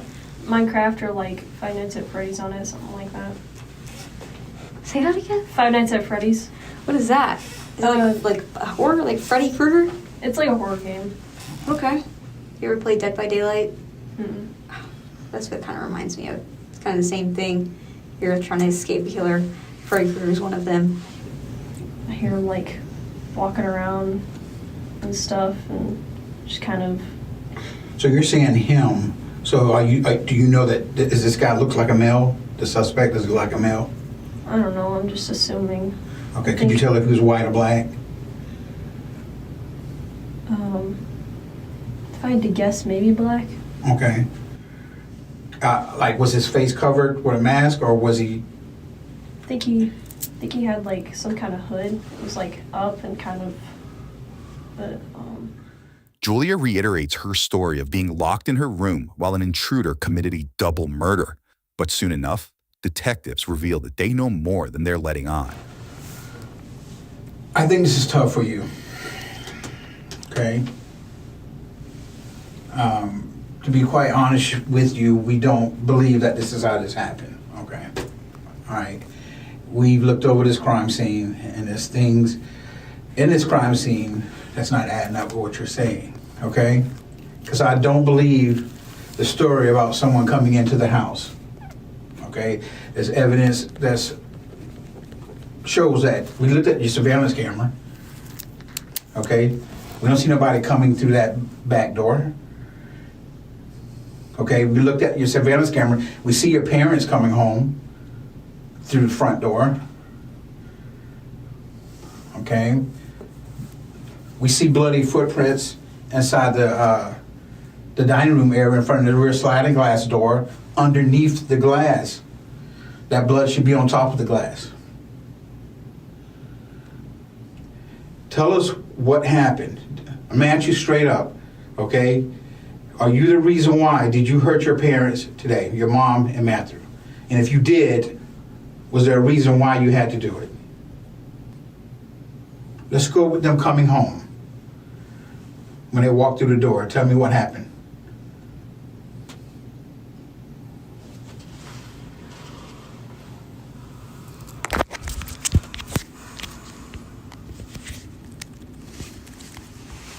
Theoretically speaking, let's say what you're saying, that it was, theoretically speaking, let's say that it was me, right?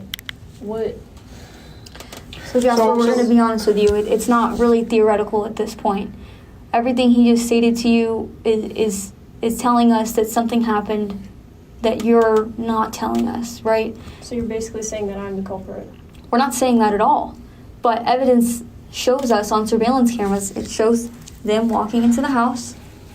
It shows nobody in the backyard. It shows nobody breaking into the house. The way the camera is angled. 100%.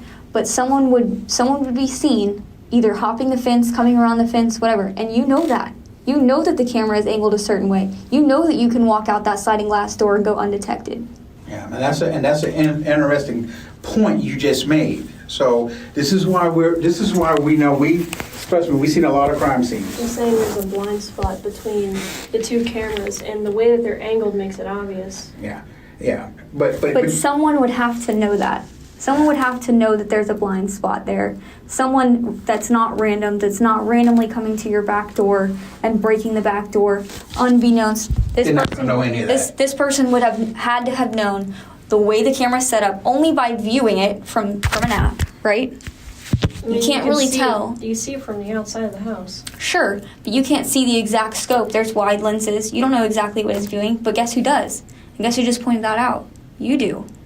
So the only thing that makes sense in this instance here is that if this random person that you're saying came up to the back sliding glass door would have had to known that there was something to break the door, they would have had to come into the house and known that there was firearms inside the house, ammunition inside the house to use to then kill your mom and Matthew. For what reason?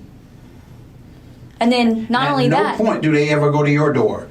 And if you think he's worried about some dogs and he has a gun, he ain't worried about no dogs.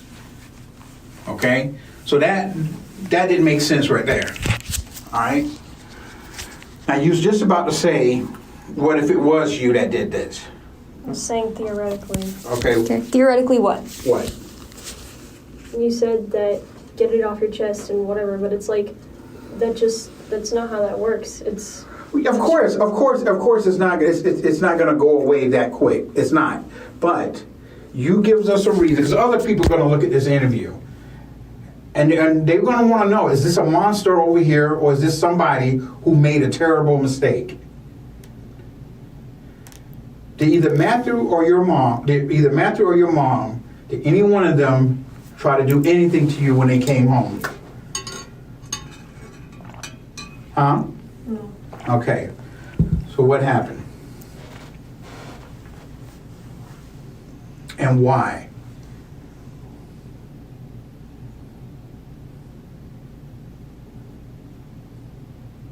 Where are you at in the house when they get home?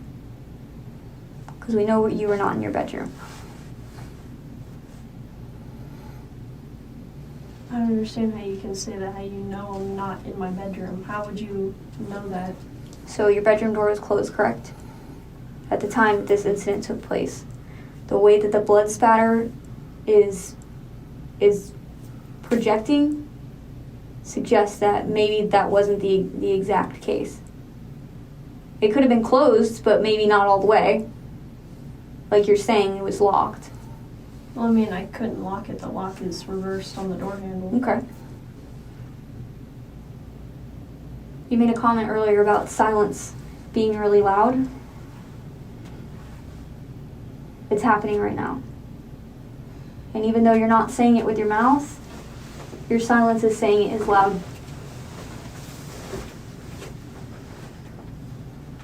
Does that make sense? Did you shoot your parents, your mom and Matthew?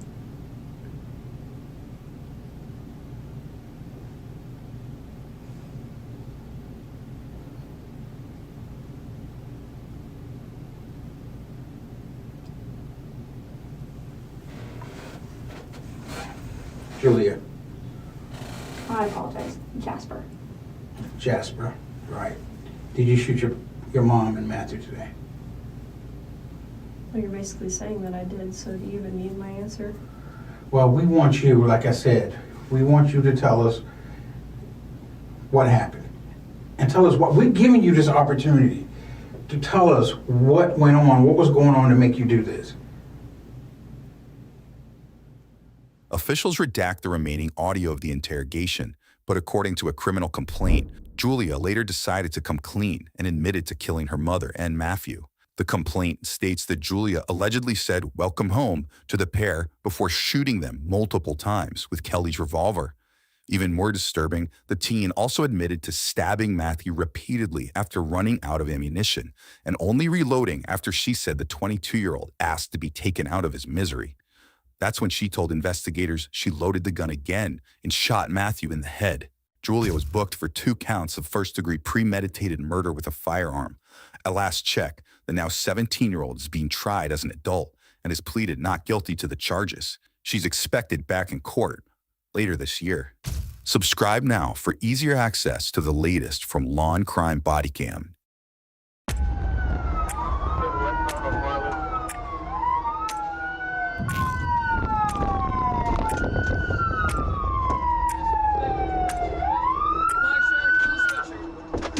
All 15 years old, just know that. That's fine. Just want to talk. It's 7 a.m. in Lee County, New Mexico, where we join deputies in a high-speed pursuit of a stolen truck.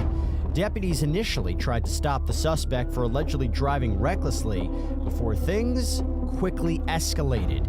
Here you can see the speedy suspect try to dart around spike strips before continuing the daring escape.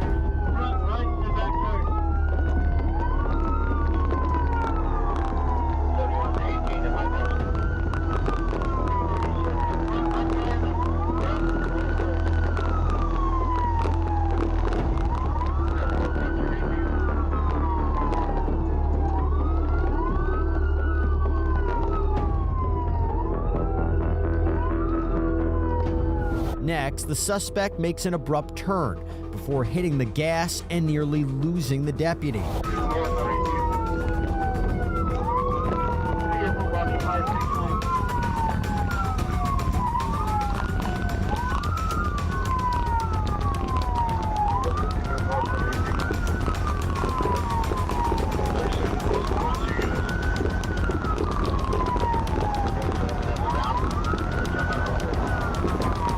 But it isn't long until the law is back on the suspect's tail, now widely weaving through a neighborhood.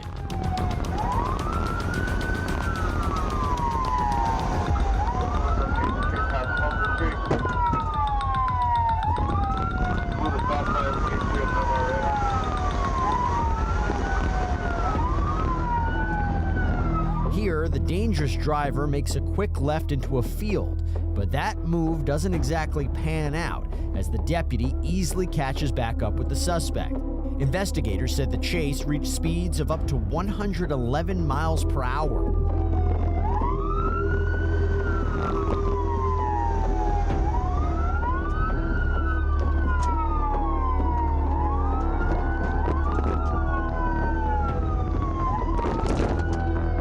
Next, the driver blows a stop sign and crosses over 4 traffic lanes before leading deputies to another neighborhood.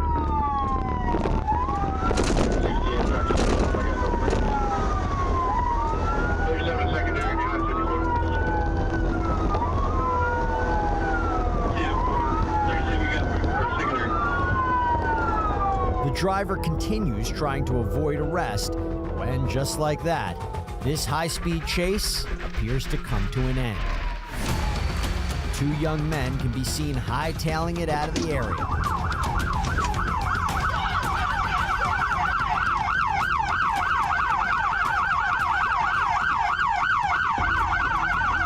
Get out of the truck! Where do you bill it?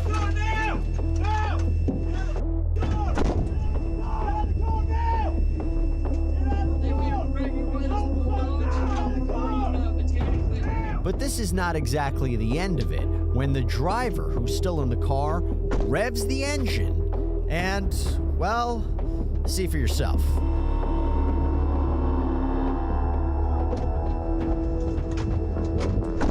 Let's rewind and take a look from another angle. 2 passengers bailing, 2 passengers bailing, black shirt, blue sweatshirt.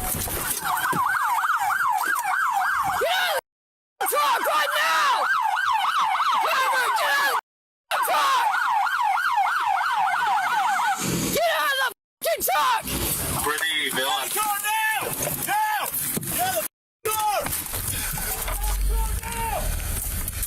They went right here by this blue Dodge. We're on Baton and Clinton. Felony stop. Get out of the truck! Get out of the truck!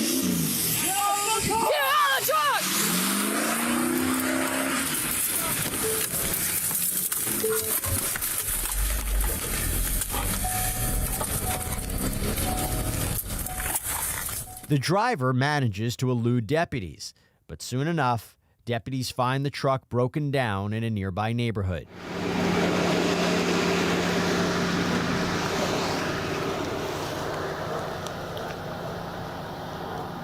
You want to go driver's side first? Yeah, I'll go first.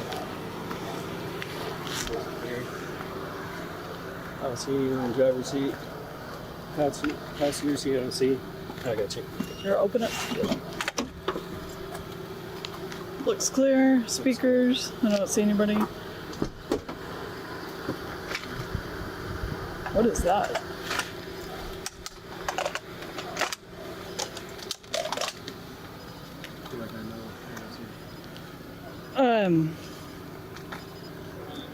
One of us needs to get a tow truck and then the other needs to look for cameras. I don't see any.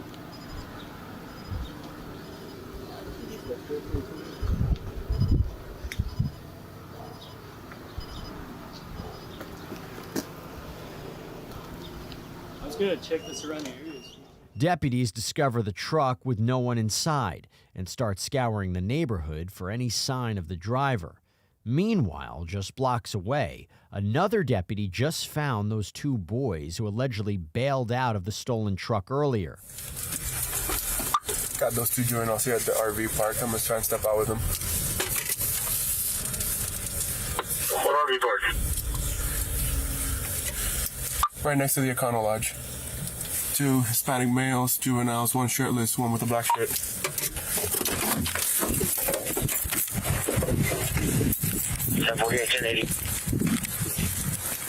Hey, come here, both of you. Come here, both of you. Deputies identified the duo as 2 15-year-old boys whose faces and names were not revealing due to their ages. Keep your hands up, okay? All right, I'm gonna pat you down. Come here, walk over to my unit. I'm 15 years old, just know that. No, that's fine.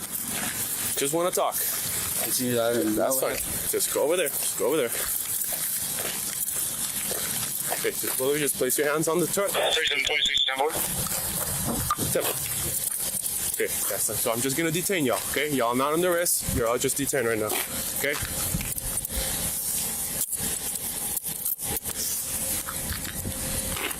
Just at least until we can figure out what's going on, because you guys match the description of somebody involved in something that just happened, okay? Same to you, bud. Hand behind your back. Hold on to that. I'm gonna sit both of y'all down in my ear.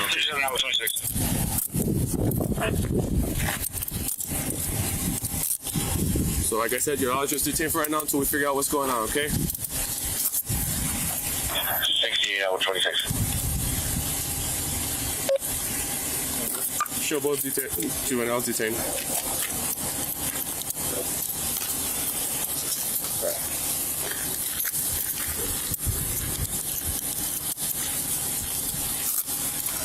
Well, I'm not getting the log number?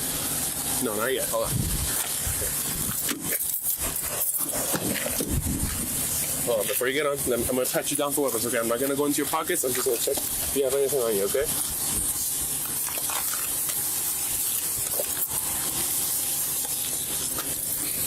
Okay. I'll be right with you in a sec, okay?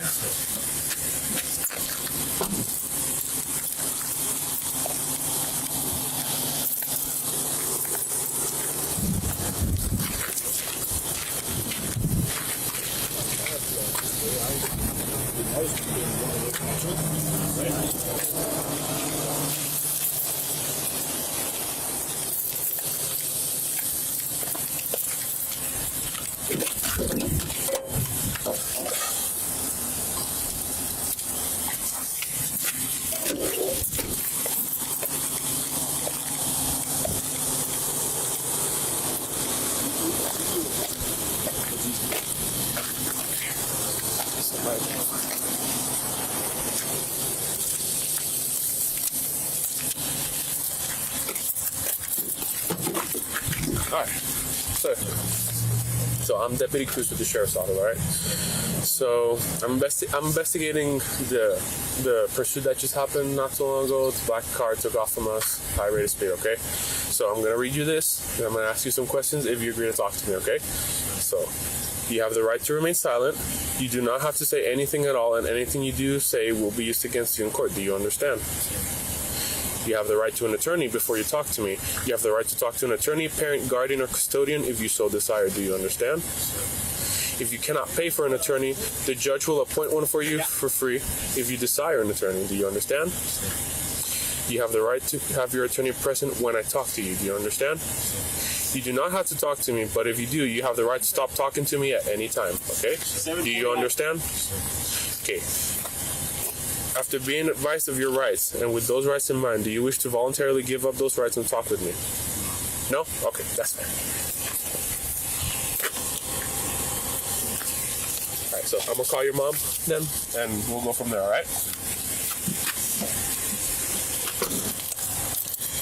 Oh, he said no. So did he? Okay. That's fine. No. Next step follows is calling mom.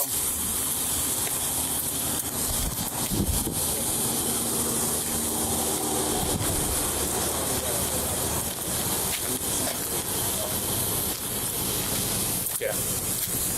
Your guys say no too? Yeah, mine said no. Both teens refused to talk with deputies. When it's soon revealed, there's more to the story. So we got him dumped in the firearm. Him dumped in the firearm, okay? Please, if you get a hold of JPO, put him through my public service, please. 10-4, somebody. What about the other kid who's accomplice? Well, Will's saying his footprints are near the trash can the firearm was in. Or did he say there was no firearm, just an extended magazine? The extended magazine. So he hasn't found a firearm yet? No, not a firearm. Just an extended magazine. Well, we still got tampering with evidence. REO. Yep. He's high. Oh, he is? Witnesses told police 2 young boys were seen trying to hide guns in the area and dumping something in a waste bin. Let's head back to the other scene where deputies make an alarming discovery. All right, you're up, Lowry.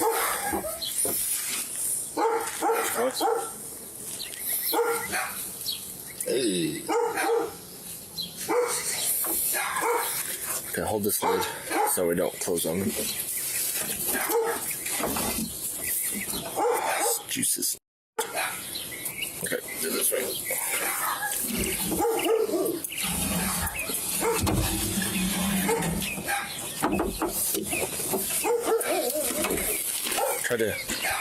Try to catch it on the way out.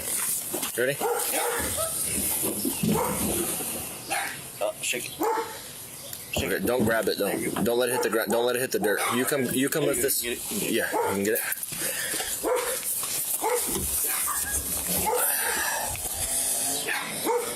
Deputies find a loaded extended firearm magazine in a trash can when they quickly connect the dots. This one. You can see the swirls there barely, but we can match the size. Do your flashlight? In my unit. Do you have flashlight running? No. I got the tiny one else running in the unit too. Let's see if it'll pick it up. Maybe. Steps away from that trash can, deputies find shoe prints in the dirt, and it doesn't take investigators long to determine if the shoe fits. He's going to take pictures of the bottoms of his shoes. If you want to just step out, if you want to face the patrol unit, put your hands on the patrol unit for just to hold yourself up. Yeah. We got you. Yeah. All right. Some quick investigative work allegedly shows a match between one of the teen's shoes and the impressions found at the scene. Soon enough, deputies get a call that guns have been found. Deputy Brown, nice to meet you. Where were they located? They were located right underneath here. Okay. One has a clip in it. Huh? Speak Spanish? No Spanish. No, I'm This sorry. one has a clip in it. Yeah. I think that's the one that got shot. This one has... No, don't touch. Don't touch. We found the clip. We were looking for these earlier. So. Oh, we you were appreciate looking it. for them? You didn't see us out here all morning? We did see... Two guns were found stashed under an RV, with one missing its magazine. And you won't believe what allegedly happened next. Girlfriend did see the cops here. Yeah. But I guess he found it and he picked it up and he shot it. He's a 5-year-old boy. Oh, he shot the gun? Yeah, Yes. the kid. Her kid. Is the kid okay? Yes. Hopefully, yes. You heard that right. Witnesses tell deputies a 5-year-old child got a hold of one of the guns and fired it. This allegedly happened while the child was being watched by a babysitter, according to deputies. Luckily, no injuries were reported. I'm going to. There's probably prints on that. Hey. Yeah, close. There may be some prints on that. Oh, yeah, I know. You didn't touch them, did you? I grabbed them, buddy. All right, don't touch. Shocked. Okay. That's it. All right. I tried to handle them as little as possible. How long ago did the kid shoot it? About 10 minutes ago or so, 10, 15 minutes ago. I heard the shot. I didn't hear anything either. I was putting on a pair of shoes over there. I heard the shot, so I came out here to find out what was going on.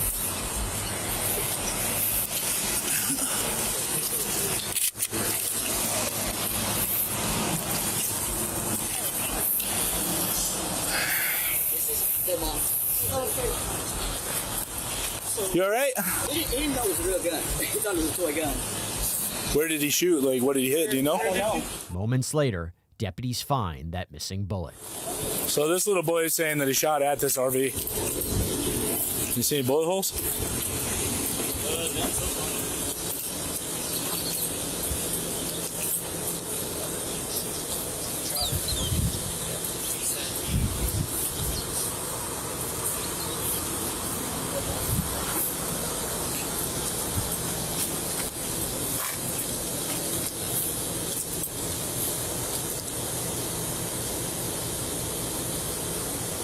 Yeah, if they were those RIP rounds, once they hit an object, they're going to break apart. It still caused damage, we'd be able to tell. Yeah.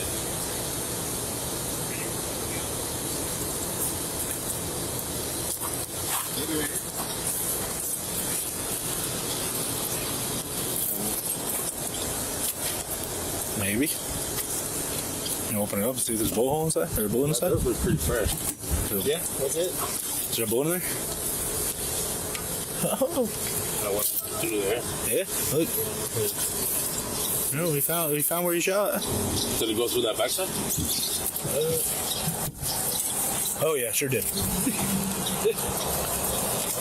Just underneath the RV. Investigators said one of the firearms was reported stolen out of a nearby county. Back with our suspects, both of the teens' moms have unexpectedly shown up on the scene, and they're not too happy about the situation. Okay, so you're so unprofessional. Yeah, you're very so unprofessional. I'm unprofessional? You can see the division in this. Instead of being a team, you can see the cause of the division in this. And it's so unprofessional. And these are juveniles, and you gotta treat the juveniles way more different. Are we talking to the juveniles? No, right? No, but right away they're under arrest. They are under arrest. That was my mistake. It was his mistake. That was my mistake. In order to call JPO, they have to be under arrest. He's never arrested or dealt with juveniles. So he was under the impression that they're not under arrest, they're just detained until we talk to JPO. It's the other way around. They are under arrest. JPO will call JPO. And I'm sorry if I'm coming across unprofessional. I'm not meaning to.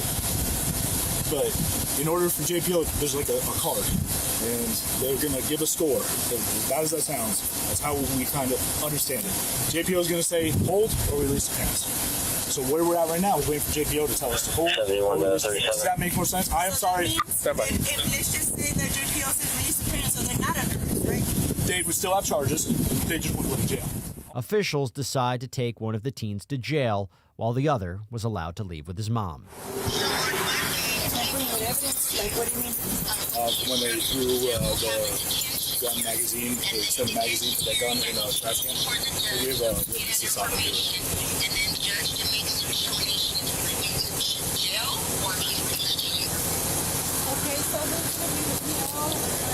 You want to move him to your car?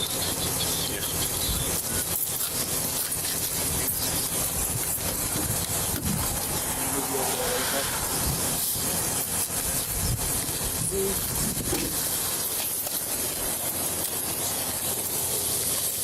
I'll give you. It's fine. It's fine. It's what we have to do. Just be careful. Oh, watch your head. He still got mom's phone. Yeah. Both teens are facing charges of evading arrest, tampering with evidence, negligent use of a firearm, and contributing to the delinquency of a minor. One teen faces additional charges for receiving stolen property. As for the getaway driver, an arrest report indicates deputies were not immediately able to find them.